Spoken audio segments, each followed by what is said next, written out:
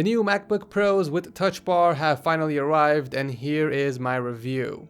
So this is Apple's latest professional laptop, featuring a lighter and thinner design, new connectors, and a brand new Touch Bar.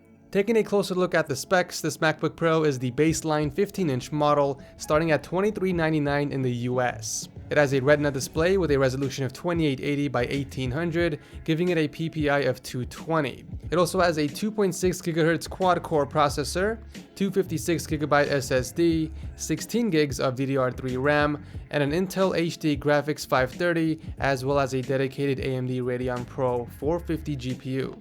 Starting off with the design, the new MacBook Pro is smaller and thinner than last year's model, while keeping the same screen size and a slightly longer battery life. The laptop is 0.61 inches thick, 13.75 inches wide, and 9.48 inches deep. It weighs just over 4 pounds, down from the previous model's weight of 4.5 pounds, so not much has changed in terms of weight. It's very easy to carry, which is a must for a laptop. The MacBook Pro comes in two colors. We have silver and space gray. Space gray looks great. It's a nice change from the usual silver color. The design in general is very clean and minimal as expected from Apple, so it's something you definitely wouldn't want to get damaged. Luckily, dbrand skins can protect your device while also giving it a custom look, and I'll be dropping links down below in case you guys want to pick one up for yourselves. The left and right sides of the MacBook Pro house two Thunderbolt 3 ports that use the USB Type-C connector. Apple has removed all other connections such as the HDMI port, SD card slot, and the one exclusive MagSafe connector.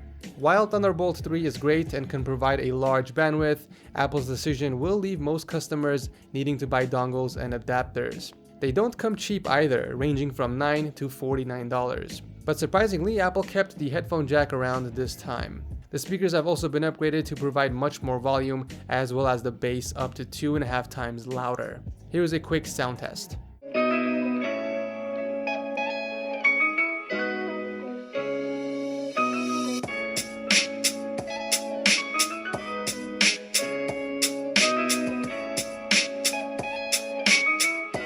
Apple has also made changes to the two most important parts of any laptop, the keyboard and trackpad. The keyboard is now similar to the one on the 12-inch MacBook, made up of larger keys with the new butterfly mechanism. It provides less travel, but typing experience feels better and more accurate than on older models of the MacBook Pro. The Force Touch trackpad has also undergone a change in size, and it's now twice as large as it was on the previous generation of the MacBook Pro. But the headlining feature of the new MacBook Pro is the Touch Bar, which sits right above the keyboard.